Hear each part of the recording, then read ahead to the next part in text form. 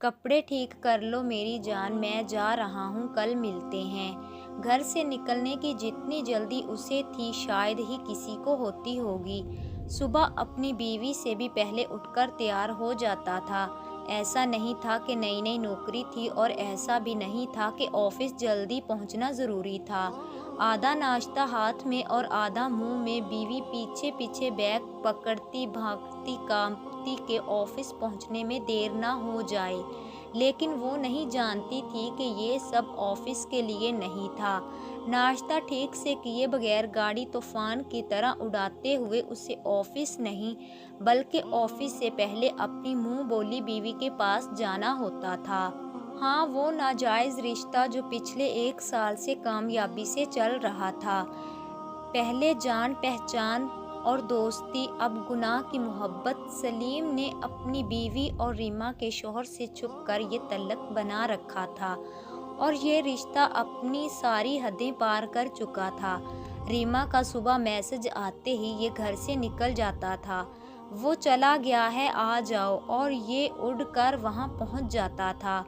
रीमा उसे सजी संवरी और खुशबू से नहाई हुई मिलती थी और ये सलीम की ख्वाहिश थी कि मैं जब भी आऊँ तो तुम मुझे हमेशा तैयार नई नवेली दुल्हन की तरह मिला करो। उसे अपनी बीवी की तरह उजड़ी औरतें पसंद नहीं थी, इसीलिए रीमा उसे दुल्हन बनकर मिला करती थी। सुबह सवेरे उनको देखने वाला कोई नहीं होता था।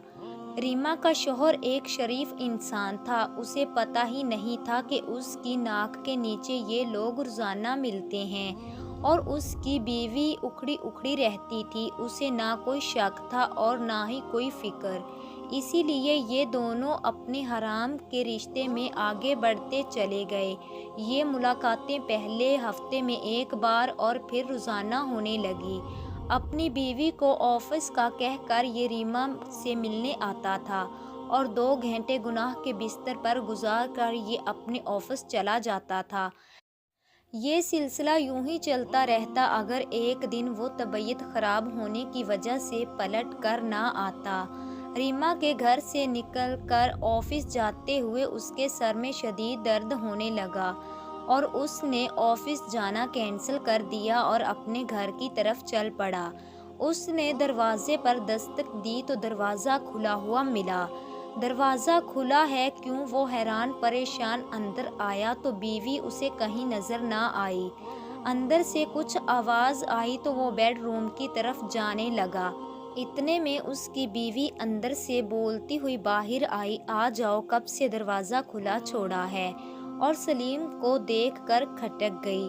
दूसरी तरफ सलीम ने इसका जुमला सुना ही नहीं था कि वो एक नज़र अपनी हर वक्त उजड़ी रहने वाली बीवी को देख रहा था, वो जो हमेशा उजड़ा लिबास और बिखरे बालों के साथ आदम बेजार सूरत लिए रहती थी। इस वक्त एक दुल्हन का लिबास पहने खुशबू में बसी हुई इसके सामने खड़ी थी।